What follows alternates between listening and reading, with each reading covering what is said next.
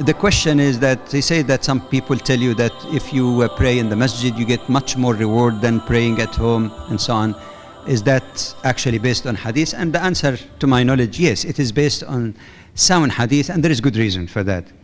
The Prophet ﷺ, for example, said that praying in the masjid in one version says 27 times more reward than praying at home. But the reason is understandable. What are masjids made for? But praying in the masjid, obviously, whenever it's convenient and reasonably close, bring Muslims together. They know about each other. They share in their collective ibadah. In fact, in the Quran, the address to believers, even in the matter of personal ibadah, comes in the plural. There's only one deviation when the Prophet said, "Aqim as-salata liduluk ash-shams." You know, very rarely that it appears for the individual, but overwhelmingly, aqimu, yusumu. It's always, it speaks about atu zakah. It speaks in plural, which means that even though it's individual ibadah, whenever possible, try to make it in congregation.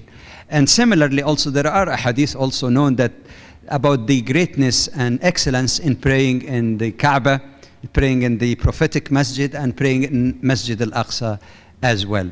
So it doesn't mean that your prayer is not accepted, because there could be a variety of reasons for people not always being able to come to the masjid. But yes, the hadith in that is not based on people's speculation. To my knowledge, it's based on hadith and should be encouraged, in fact, but without, condemnation of others who. The main difference here is whether it's mandatory versus optional. Oh, the question?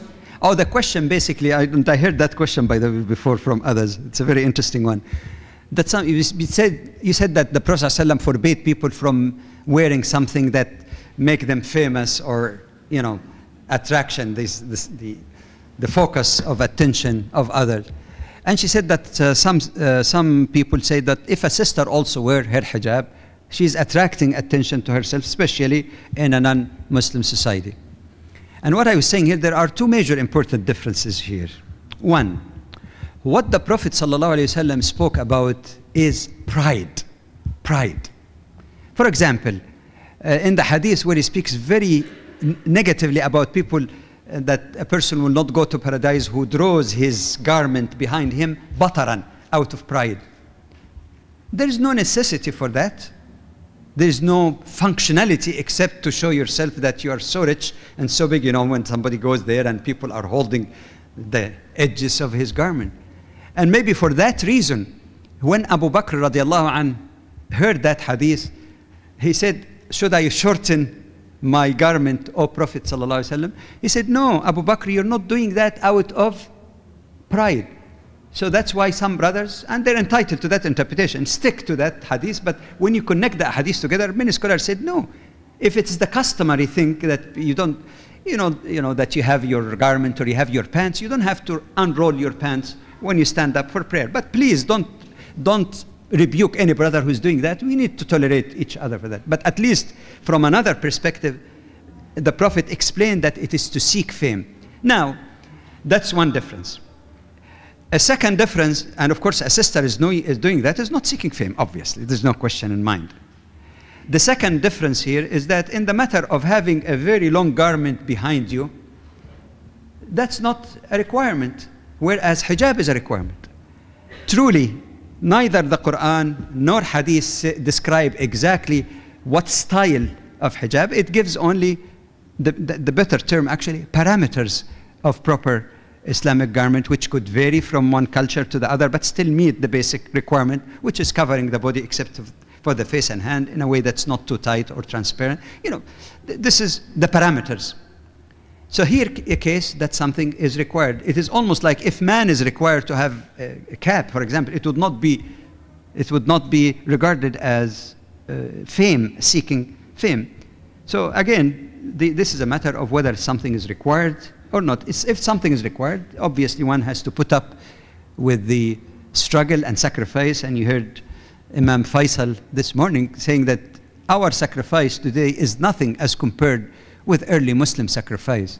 The Prophet ﷺ, even in his prayer, they used to put dirt on his head, the intestine of animals and so on. So people actually sometimes were beaten and harassed because of their their prayers. So the situation is not identical. I hope that clarified it. You see, before we think of schools of thought, we have to think, in my humble view, in the right order and right methodology. You look into the Quran first, because that's the exact word of Allah. You go first to sound hadith and the practice of the Prophet and his seerah, and then you look at the opinion or thoughts after that. The question here, is there anything in the Quran that forbids non-Muslims from coming to mosques, if there is a good cause behind it? The answer is definitely no. But let me clarify one point, because somebody might come back and say, no, Brother Jamal is wrong, because there is an ayah in Surah At-Tawbah, Surah 9, it says the mushrikeen are najas, unclean, they cannot come to Masjid al-Haram. But there is two mistakes here. Najas here does not mean physical, that they are unclean. Secondly, this ayah speaks particularly about idolatrous Arabs. Thirdly, there is a good contextual historical reason why they should not be allowed into the sanctuary of the Kaaba. That these people are idolatrous, and they used to put these idols in and around the Kaaba. Now the Kaaba has been purified and restored back the way it was at the time of Prophet Ibrahim alayhi salam, as the symbol of monotheism all over the world. How could you tolerate in the holiest of holy people like that who would come to the Kaaba, number one, to have their idols, but number two, if you say, all right, let's be open to everyone and all of that, even in the Kaaba, you know what they used to do? They used to make circumambulation around the Kaaba naked.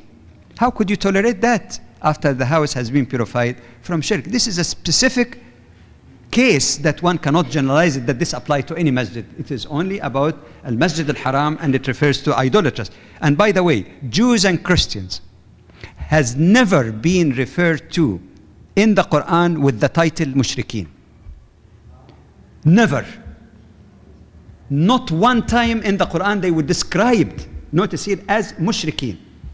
In fact, in Surah Al-Bayyinah, the 98th surah of the Quran, it makes a clear distinction that the kafirs or non-Muslims, or I consider the most accurate translation that apply to most cases, people of other faith communities. Muslim versus non, people of other faith communities.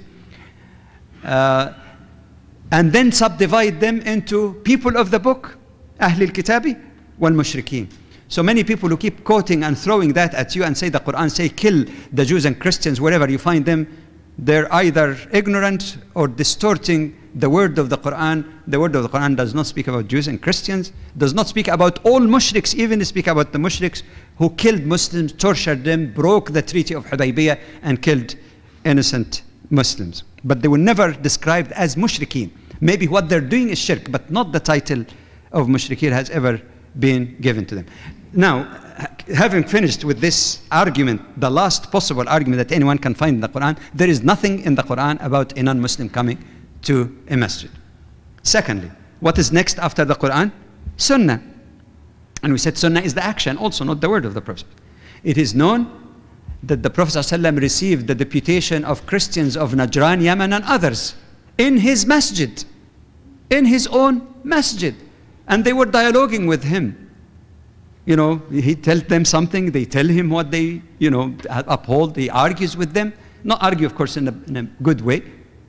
And nobody, if the Prophet ﷺ did that. And by the way, some people tell me, no, but how do you allow people to come to the masjid and some of them might be junub? Did the Prophet ﷺ ask any of those Christians, are you junub, by the way, before you enter into the masjid? See, sometimes people don't think beyond just the surface. He never asked anyone. In that particular case, they are not Muslim. They're not obligated to follow those rules. You just receive them in his masjid. Even some narrators say that at one point of time, even they wanted to take permission to go out. He asked them why. He said, we want to pray. He said, you're welcome to pray. This is even far beyond even what anyone can think. To pray their own prayer that might include statements of shirk as we. But the least we know for sure that he allowed them to come to the masjid. Furthermore, there is also basic rules in Sharia. The maslaha also. They're not coming here just to just mix with Muslims and disturb their lines when they're praying. They're coming to know about Islam, to learn about Muslims. And there is a great benefit to be derived from that. So the problem here is a problem of understanding and methodology of understanding. But before Brother Farouk kicks me, I just want to say something, because I made a comment about the question of Muslim, non-Muslim relations. I have a humble little paper on that. It's about 10,000 words or so. It's because it goes in some details about this issue of violence and jihad and hating non-Muslims and all of that. So if I get promise from the association here that I send it to their website, because otherwise I would be flooded with mail. If I get the website for the association here, inshallah, I promise to send it, and anyone can download it and use it in any way that you see fit, inshallah. If we were, as a community, to go beyond scattered communities, everyone supporting their particular centers, if we were to go beyond that, to have some presence and some voice to be heard, to speak in the name, nobody can speak in the name of all Muslims, even in America, but at least in the name of substantial number of people, to the people in the media, to people in the government, to people in the interfaith community, then obviously we have to have organization that specializes in that. Of course, we need to have those activities also on the local level, and mashallah, as I was telling Dr. Farouk, this center here, mashallah, is trend-setting in that. But sometimes you need something also on broader level, on the national level. If you contact the National Council of Churches, for example, it makes it look much appropriate to be through some kind of national organization. So from my humble perspective, really, organizations like ISNA, like ICNA, like CARE, I'm not trying to be parochial. They are doing their jobs in an excellent job in a variety of fields to represent Muslims at large. And actually, they don't have the community support. You can't go just to the community in Indianapolis to provide support for a national organization like ISNA. It is in that spirit and from that perspective that I hope, inshallah, that we should remember the immediate centers we are attached with, but we should not also forget some support of national organization, inshallah. I believe that most of those challenges would fall perhaps into three categories. Categories that deal with the matter of Iman, understanding of true Islam, and the practice of Islam. And before I delve into some of these issues, I'd like to point out that all three categories are interrelated and interdependent. How? If there is no correct Iman, if there is no in-depth Iman and personal agendas, it could lead to particular selective perception. So Islam is understood the way I want according to my own agenda. So it could lead to misunderstanding as well as wrong action as well, misbehavior. Sometimes Iman is there, but Islam is not understood correctly, resulting in over looseness, over strictness, legalism, and sometimes could lead also to misbehavior, as we find in the Kharijites in the early days of Islam, as prophesied by the Prophet ﷺ. There were people who so pious, fast a lot, pray a lot, yet because of their narrow understanding of Islam, they committed things that are abominable, like killing other Muslims who don't agree with their narrow understanding. But suppose you have the correct understanding, it is not enough. If we have the correct understanding of Islam, but Iman is not there, personal agenda is more important, it could lead us again to misbehavior, and in due time it could even twist our correct understanding of Islam. Basically what I'm saying, that all three are interrelated. Now, the first category of problems with Iman. I believe a lot of problems facing Muslim families everywhere, and particularly in the West, might actually be rooted in problems with Iman, more so than understanding. Unless the components of the family realize and understand that the function of the family is derived from the function of the human on earth, to be the trustee of Allah subhanahu wa ta'ala. And family as an institution is one means of helping various individuals or members of the family to get closer to Allah, to show their love of Allah, and to help each other in the true practice of Islam. When that vision is not clear in our minds, not only do we neglect our spouses, but also we neglect our children, because there is a higher value of materialism and making more money than looking after the children. There is the mistaken interpretation or impression that the best way to show love to your children is to get them cars and video games and this and that, rather than to give them Islam, which is much more important than these passing things. When the iman is not there, people won't care what the Prophet did or didn't do or said or didn't say.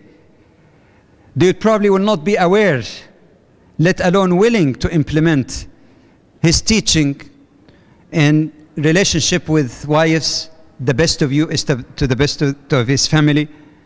كَفَى بِالْمَرْءِ إِثْمًا أَنْ يُضَيَّعَ مَنْ يَعُولُ. What a great sin for a person to get those dependent children lost rather than caring for them. A person would be oblivious of the warning in the Quran, قُوا أَنفُسَكُمْ وَأَهْلِيكُمْ نَارًا. Save yourselves and your children from a hellfire. If there is no iman, then the values in whatever society the person is living in become the ultimate point of reference, the frame of reference, and the foundation of their understanding and behavior, rather than the Quran and Sunnah to start with as the ultimate source. There are problems with understanding, the second category, and I promise to be brief because some of this can be clarified best through interactive part of the session.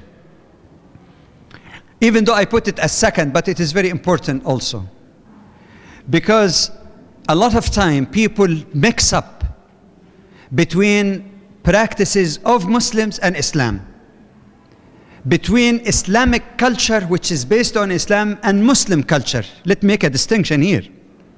To me, Islamic culture that is worthy of the name Islamic could be cultural practices that are based on Islam, rooted in Islam. Hospitality to guests, personal hygiene, that's fine. And you'll find that a common denominator among Muslims in various countries, irrespective, because it's based on Islam. But the tragedy is that there are lots of Muslim cultures, not culture, one culture, even cultures, some of which might be more or less common among some countries. I call it Muslim, not Islamic. That is done by Muslim, but it doesn't have to be Islamic, which are not really consistent with Islam. More tragic even is when some people think that those practices are rooted in Islam. Women should not go to the mosque. Why? That's Islam. Islam says this, as if I am Islam. I am Islam, you know, Islam says this. What's the evidence? That's where the problem arises. Either there is no evidence, or there is one particular hadith or two taken out of the context of other hadith in the same topic, or one hadith that has been misinterpreted, you name it. All kind of methodological errors. I say this is more tragic because people keep pushing for that and they think this is what Islam demands. So basically, it behooves us not only to pay attention to lack of information on Islam, because a person who is ignorant of something might be more humble, say, I don't know, let me learn. The danger may come when a person is half educated and think that he became an instant mufti by reading a dozen books. That's where the problem arises. I would not reveal names or anything or particulars, but here one of the sisters was asking me some questions that gave me the clear impression that there are some people about whose intentions we cannot question, and I think they're sincere. But they have a strange understanding that even a person who just embraced Islam, they are told, you cannot wear silk, you have to do this, you have to do that, and things that are sunnah are made fard, and fard is forgotten, and so many things that are really surprised me to hear, that anyone would tell a woman that wearing silk is haram for you. This did not come from someone who doesn't know anything about Islam, but if someone has the wrong information or partial information and start giving verdicts like that because he heard it from someone who heard it from someone who heard it from someone else, Allah knows what happened in this whole chain of communication, and we think it's Islam. A similar case when in some countries the girl is almost forced by parents to accept the husband chosen by the father. And many people say, oh, that's modesty because he is the wali, he's this, he's that, that's Islam. No, Islam doesn't say that. Actually, the hadith of the Prophet ﷺ contradict that. You find it in my book, Gender Equity. If you don't have the copy, you can even read it in Google. Google.ca, and just you type in the search window, Gender Equity in Islam. That's not true at all. But when people think it's true, it becomes even more problematic. The third category of problem is our actions as Muslims. But I'd like to say from the very beginning that we're not unrealistic. We're not saying that Muslim individuals or families can or should be perfect. The perfection belongs to Allah subhanahu wa ta'ala alone. There are problems, there are bumps in the way. We have to recognize that. But at least what I humbly suggest for myself and others, that first of all, we have, if we work on our iman, correct our understanding, to recommit ourselves to Allah subhanahu wa ta'ala. That if you talk about husband-wife relation, or parent-children, or parent versus relatives, that our relationship should be from now on based on the correct understanding of the Quran and Sunnah, even if we go against the cultural practices of other Muslims that are not authenticated or against the Quran and Sunnah. I know it requires college. Some people say, yeah, what you're saying is right, but how can I break with this? No, break it. Break it if you have to. Because the Quran and Sunnah is the one that Allah will hold us responsible, not the culture of our people or back home or this. Secondly, whenever there is any problem between husband and wife, and that's bound to happen, there's no question about that, we should not let pride stand in the way on one side or the other. We should not be overtaken by any isms, whether it's extreme form of feminism. I'm not saying all feminism is bad. Extreme forms of feminism that goes even against hadith, or chauvinism on the other hand. We have to recommit ourselves if we're really trying to re-establish our lives in accordance with the Quran and Sunnah, to see the marital relationship, not that someone is married to his master or slave or employee, but partners, complementarity of the relationship, not a controlling relationship. And oftentimes the dispute between husband and wife might boil down to that, control, and mostly men, of course. I mean, there are women also would like to control, but most often the reaction, the severe reaction on the part of the husband, with whatever excuse is given, boils down to this: I am stronger, I am in control, I want to control you, right? This is something that's not limited to marital relationship, by the way.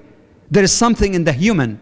We find it in history, we find it in contemporary society today.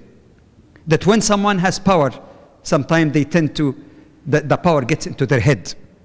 Like they say, power corrupts. And absolute power, unopposed power, corrupts absolutely. Remember that. It's not my words. Power corrupts. And absolute power corrupts absolutely. A relationship, if a person really has that iman, he should have the humility. That my purpose in life is not to control this, my wife or my kid or my employee, to live according to the command of Allah subhanahu wa ta'ala. That's the greatest control, not my control over someone else.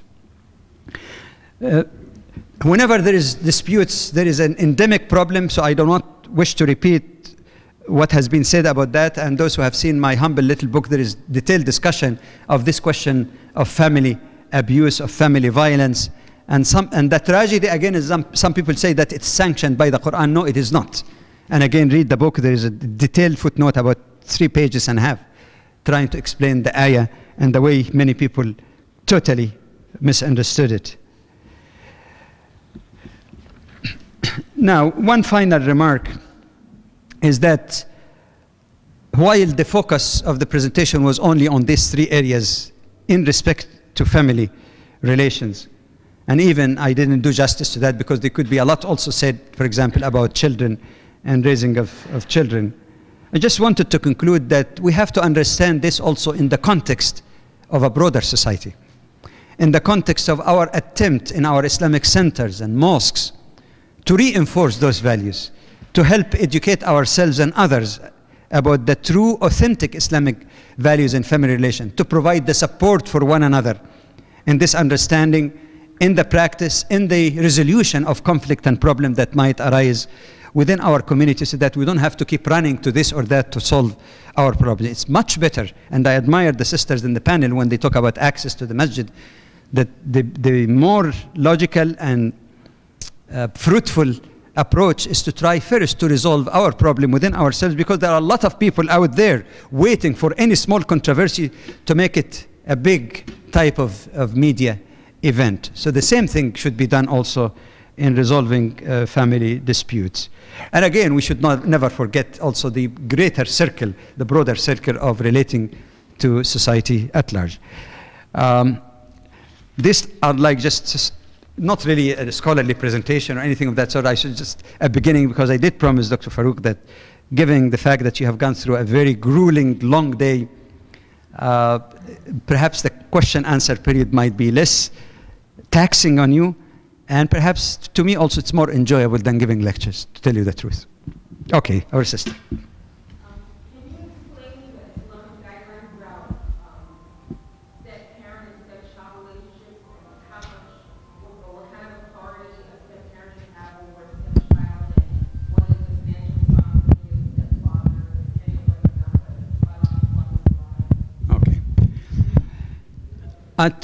Speaking from purely Sharia perspective, a stepfather has no obligation, to spend on his stepchild, because in Sharia also the father, irrespective of who's the custodial parent, is responsible for the support of his own child. But Sharia cannot be just an abstract thing. There must be something also practical. If a person agreed to marry a woman who has a child from another marriage, and if indeed it is difficult or impossible to get the father, the biological father, to support his child, then this should be an understood condition in marriage. And by the way, I'm not speaking for them. I know personally of a case like that, that the husband says, don't worry, because the father would just disappear, nobody knows where he's about. So when she got married, she told him, look, I have that child, what can I do with it? He said, no problem, he's welcome, just like my own children, and I would raise him, I'll spend on him. That would be also a practical solution for what may happen here. But if the person is available, he should provide support. In terms of authority, obviously, the person in that case could be, if it's a minor, then it is the duty, of course, of the mother first of all, is if to direct her child, it's her own child. There is nothing wrong also seeking the help of her husband, because after all, the child is a minor. If a person is an adult, the father cannot force them, but it's a matter of persuasion, really. So the mother could still influence, a child in majority. But like I said, you cannot really get the stepfather to tell him, do this or do that, except by way of advice, because otherwise you might create much more tension in the household. Okay, might need a chair maybe to organize the, I don't know who was first. You were first? Or, okay. Mine is great. The book, your book. I'm sure a lot of people would like to have the hardcover book. Personally, I'd like to have about a dozen that I could contribute to the mosque here. Is there a way we could get the hardcover? Yeah, that our foundation, which is non-profit Islamic Information Foundation, looks only after the distribution of the tapes, but not the book. The book can be obtained from Islamic Book Service, which is now located in Chicago. If you have difficulty with that, there is another print that was made by Sultan Publication by Dr. Salah Sultan in Detroit, I think in Detroit, Michigan. If you have difficulty, let me know, but it is available. But inshallah, anyway. And like I said, those who are urgently in need of reading something or don't want to buy, no problem, because the book is available on several sites. If you go to Google, you find it on several sites. Just make sure you check the 1999 edition, which has an appendix at the end on female circumcision. Some detailed 8-page research on that subject. Let's see, I'll follow this policy by moving with the sister. If there is a question from the sister, we'll take. Otherwise, we'll continue. Any question from the sister side? I'll just pick one and one. Go ahead. I know as a Muslim we should follow the Quran and the Hadith. With Quran, there is no question that this is the authentic word of God. With Hadith, I have a problem of differentiating authentic Hadith from unauthentic Hadith. Could you please advise regarding that? Okay. You have it. You don't have really to rate the Hadith in terms of its authenticity, because this is a very, very involved science. There are people who take PhDs in just that branch, sciences of Hadith, and even then they consider themselves as beginner. But what I would recommend is that there are 6 books, for example, that are regarded as sahih. It doesn't mean that each hadith in them is sahih, by the way. There are 6 of them. But 2 of them in particular, and especially Bukhari and Muslim, are regarded by and large, I'll be very honest with you, by and large, almost entirely of the highest degree of authenticity. And it becomes even more authentic when the hadith is narrated through independent chains of narration in both Bukhari and Muslim. And that is called, muttafaqun alayh, or rawahu shaykhan, narrated by the 2 sheikhs, which mean it is even further proof. It may not necessarily have to be the exact verbatim wording, but the meaning of the hadith is the same in both of them. However, for the sake of intellectual honesty, I know some people might say, why do you say that in a general public meeting like that? No, I say it because it's honest to say it.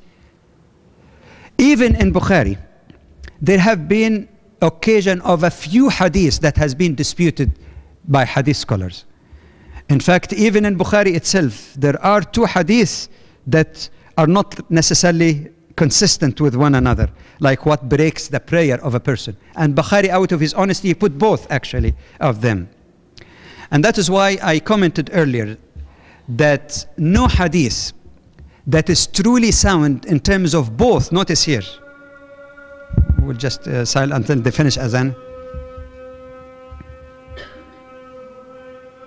Allahu Akbar, Allahu Akbar.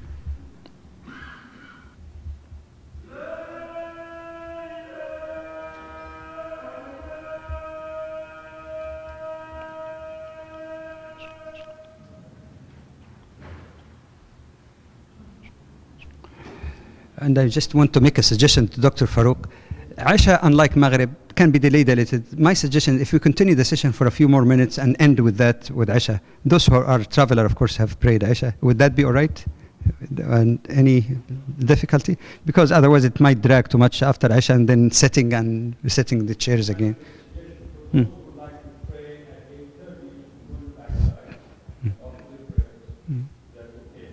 Yeah, even though, of course, if it's not much difficult, it's better to have a big jama'ah. Yeah, inshallah. So I was going back, and I hope this is a very sensitive issue, and I hope I would not be misquoted in this. But I'm saying that the truly objective, truly sound hadith must meet not only the credibility of the chain of narration, but also the standards of textual criticism, that it could not be something that, like I said, is never or not possible to reconcile with the Quran, or say something that's impossible, because again, hadith is revelation, it could not have something.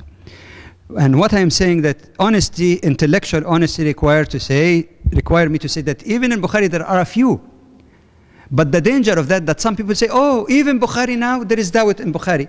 But Bukhari have thousands of ahadith. Suppose you talk about a dozen or two, and some of the scholars of the hadith actually have books that deal with those mushkil hadith, they call problematic hadith. It doesn't mean that you have to throw the baby with the bathtub water. Honesty also required to say that while there are reasonably objective criteria for evaluation of hadith in terms of the credibility of the various narrators, as well as textual criticism, there are instances, that might be rare, there are instances where the grading of hadith might differ a little. I'll just give you one practical example. The famous hadith Asma, known as hadith Asma, when she came in transparent clothing, Asma, the daughter of Abu Bakr, and the Prophet said, no, if a woman reaches maturity, nothing should be shown except this and that, and pointed to his hands. Some scholar of hadith classify that as weak. And they say because in the narration there is a man by the name Abu Luhay'a that some people raised question about him. Yet you find a contemporary scholar who died recently, alayhi rahmatullah, Muhammad Nasir Din al-Albani, who is a very profound scholar of hadith. He did lots of research on it, and he said, no, the hadith actually is sound, and that man that some people raised question about his character, in fact, he's trustworthy. And he said the hadith came also in different words through other chains, and as such he judged. So some considered it weak, but weak is different from falsified, or this weak. There might be some question. Other considered it actually as sahih in Albani's book. He considered it sound and dependable in that sense. So these are, like I say, might be rare or very few instances, but we should be aware of them so that you don't get somebody throwing this at you and say, oh, but there is that. Yes, but these are the most authentic ones. So you don't have to bother yourself about, just look at some other collections of hadith that might have both sound and good and weak. Actually, sometimes they state that in the Tirmidhi, I use even the term Hasanun Sahih, or Qala Hasan. So some of the scholars of other collections also give some grading of hadith. Okay.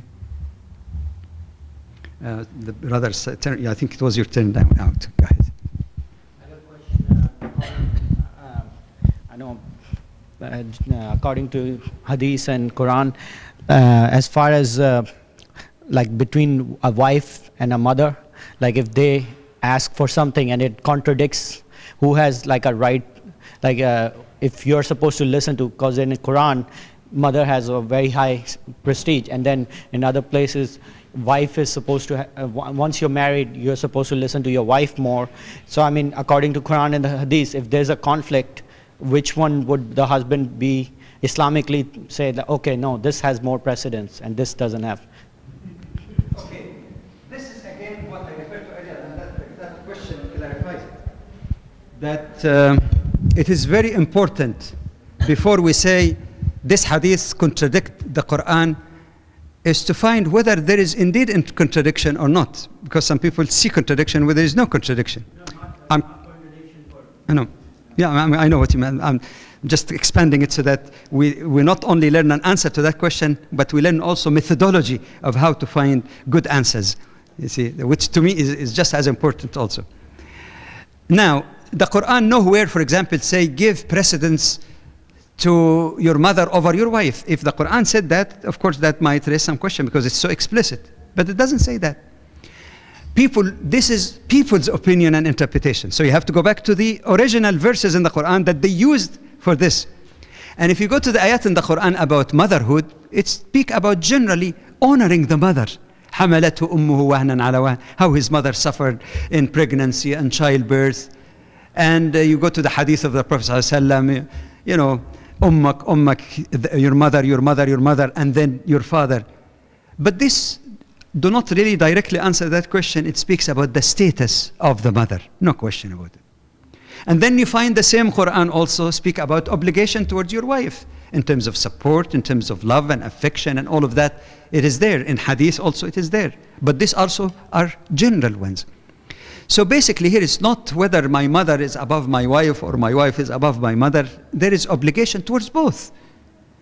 And the idea here is that both parties, husband and wife, are obligated. I emphasize both because some party or the other might get too reasonable. A husband who says, all right, in the name of being kind to my mother, leave his wife and children hungry and give all the money to his mother. Or a wife who would get so selfish that, mashallah, her husband is making lots of money and he's sending a little bit of help to his poor mother. Manawla, I am more entitled to that, and becomes a matter of wanting to get a second car rather than feeding his mother. You get my point? And maybe I'm giving dramatic examples, but I'm trying to be balanced. I don't want either brother or sisters run after me. I live here. No, I say it for the sake of truth, really, and balance. So this is a matter really that one has to be reasonable. And people sometimes, when they look for answers or ask questions, sometimes the questions seem to be very specific and need to be placed in a broader perspective. Let me explain what I mean. In other words, it's not that, okay, I earn that much money, my wife is telling me not to send to my mother, and I'm saying I should, so who should I get? The answer is not this.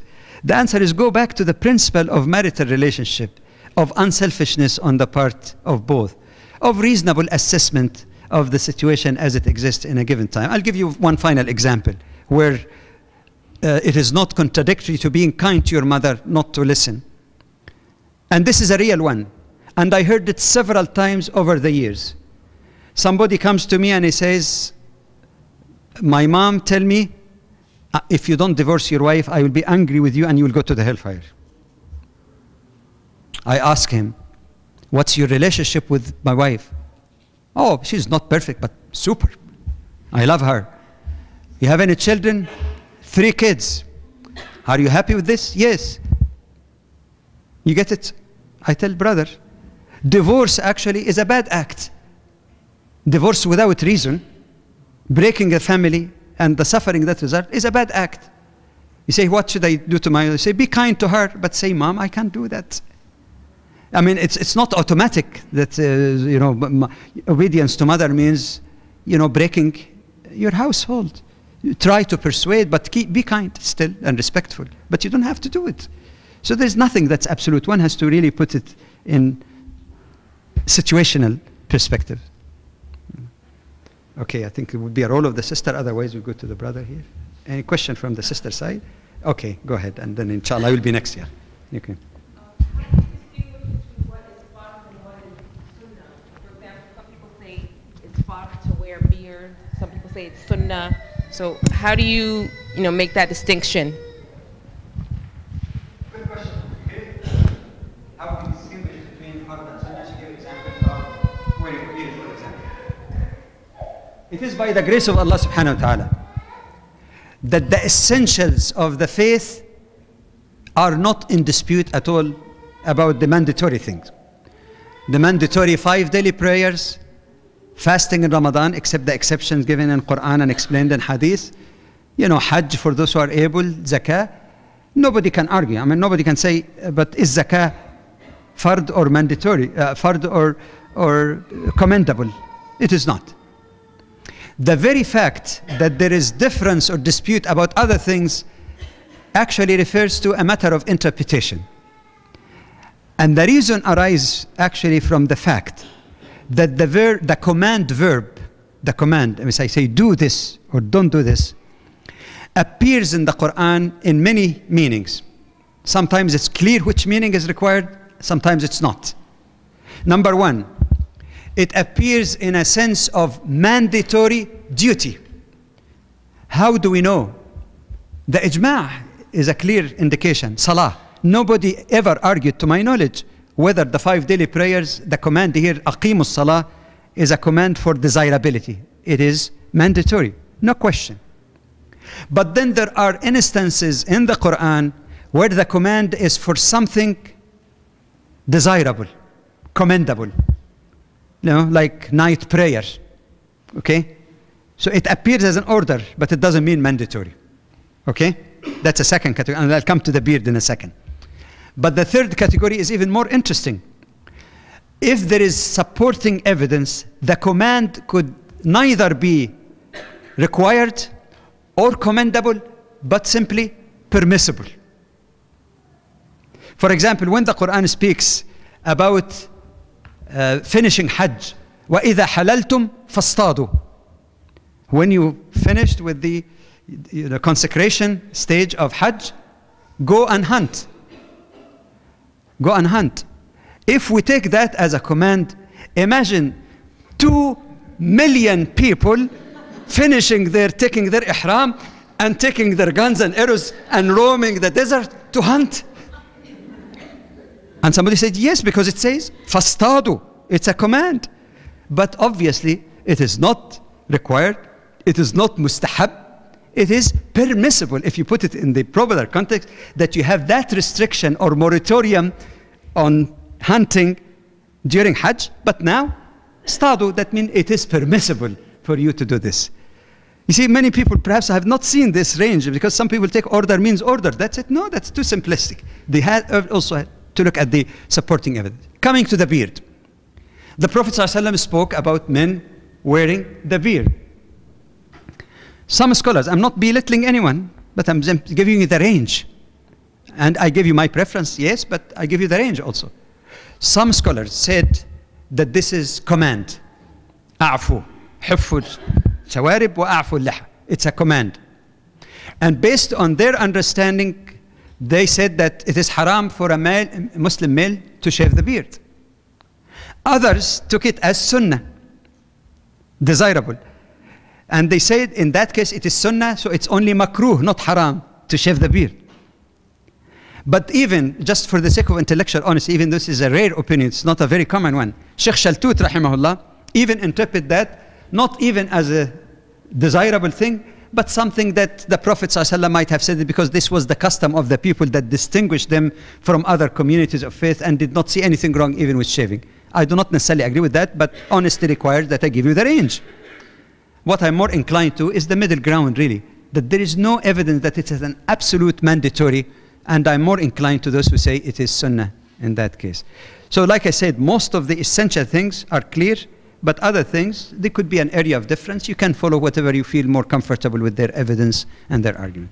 It is a well-known fact that at least 1/3, at least, if not more, 1/3 of the entire Muslim population, which is now 1.5 billion, are living as minority. 1/3 of Muslims are living as minority. Are you going to tell them leave and where to go? Number one. Number two, even in the other 1 billion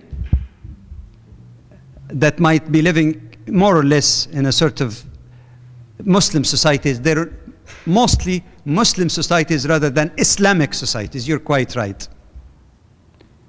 And many of them are openly secular in their own constitution, and should you say anything other than that, you could even be jailed. And they call themselves still democracies, by the way, and secular systems. So the issue here is not to be in a place where there is jahiliyyah. The Prophet ﷺ and the Muslims in Mecca were living in the midst of jahiliyyah, and they were minority even. Yet they survived. The essence of their Islamic life was there. They were persecuted. They could not do everything. They could not implement everything. But they did their best. Even when the migration to Medina, the Islamic State did not come just from thin air. It started, but it grew and evolved over time, and most of the legislation came in a gradual manner. Number three, there have been a number of scholars, actually, that's a whole topic by itself, but just mentioned to you, that there is nothing wrong with Muslims living in non-Islamic societies to participate in the political and social process which does not come into conflict with their beliefs. And this is just like Prophet Yusuf alayhi salam serving under the Pharaoh, because his serving provided more justice than somebody else of the cronies of the Pharaoh who would have been in charge of the supplies.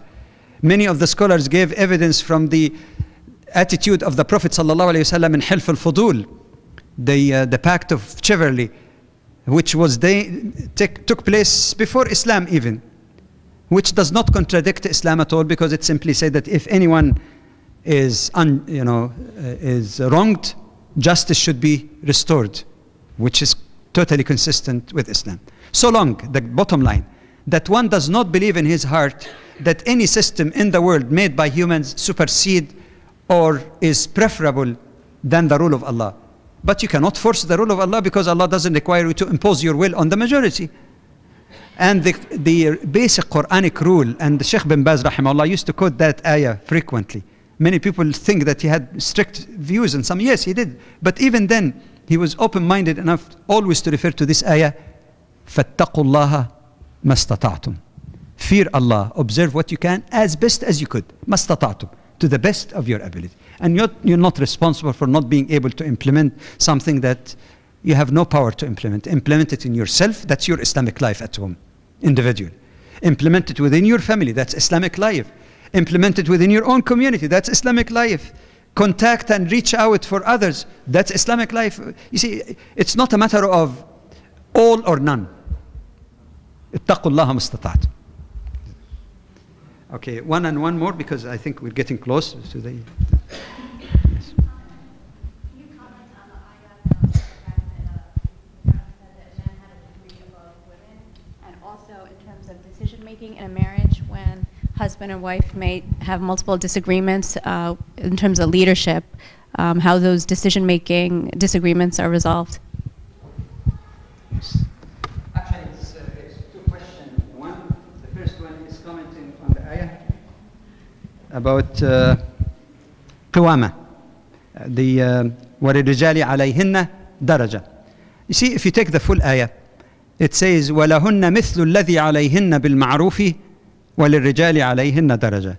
Women have rights over their husbands similar to the rights of their husbands over them, and men has, translation here is problematic, عَلَيْهِنَّ دَرَجَةٌ. Some people translate they have a degree above. That's not a very correct translation. I'll give you now the interpretation. Most of the common interpretation, and at one point of time, I accepted that, but I discovered something much more contextual, that men has a degree above them, and they say that that degree simply is the degree of overall leadership or qawama, which makes sense. It's not a bad answer in itself. Daraja, that they're equal, but when you make decisions in any society, even in a company, even when you have a board of directors with almost even votes, you take the vote where the chair is, or tie, as a tie, if you have exactly equal vote. So in a way, it's a practicality of life that after consultation, which the Quran again urges between husband and wife, and the Quran generally speak about shura, not restricted to political aspect, it includes the family as well. There have to be someone to break the tie at the end, provided there have been this free discussion. Otherwise, how else do you resolve it? If everyone say we're equal, we should go this way, so no, we should go this way, go this way. How do you resolve that? There's no way except that somebody has to give in and say, all right, okay, let the overall leader, just like the chair, break the tie and move into that direction, and fine. However, with respect to that particular ayah, you notice that it came in the context, and by the way, it's not my invention, just through also some research and lectures I heard in other countries. If you look at the context of that ayah, it speaks about the right of the husband in the case of revocable divorce to go back on his word during the waiting period, or iddah. As you know, if it's a revocable divorce, the husband is entitled to go back on his divorce if it takes place before the expiry of the waiting period, let's say about 3 months or so. Therefore, to put it in that context, that men has an additional privilege of revoking the revocable divorce in the waiting period. عليهن درجة. That's the degree, not necessarily even the degree of qawama. And go and read the ayat, you find that the context actually. And now, suppose the husband has that degree, is that bad? The degree of reconciling with his wife that he divorced before the iddah. If the iddah ends, of course, she's free, and they're both free. And she can remarry or remarry him according to a new contract, new conditions. So that even make more sense contextually with respect to that ayah. But the least, the very bare minimum, is to provide her with all her needs, even if she's richer than he is. He's fully responsible for housing, food, medication, recreation, clothing, you name it. Whatever she inherits, even though it might be less, she can invest. It is her own personal property. She's not required to spend a penny. And that explains the variation. It's not status, it's the financial responsibility. Number two, and let me be very frank on that, I'm speaking to adults.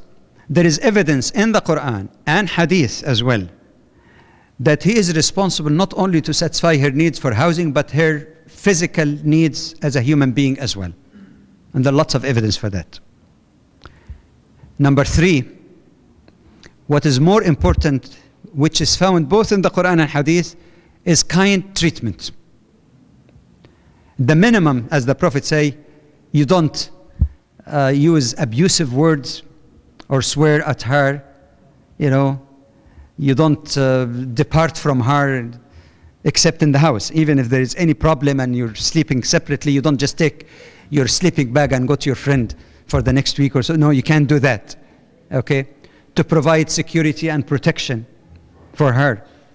Basically to look after her essential, and essentially it doesn't mean bare minimum, because the Quran says لِيُنْفِقْ ذُو سَعَةٍ مِنْ سَعَةٍ, that you spend in accordance with your means and also what she used to. Some scholars say, for example, if she came from a household that they used to have a servant or somebody to help with the household, and you're capable financially, you should also provide it. But as far as the maximum, since I don't have any time, the sky is the limit.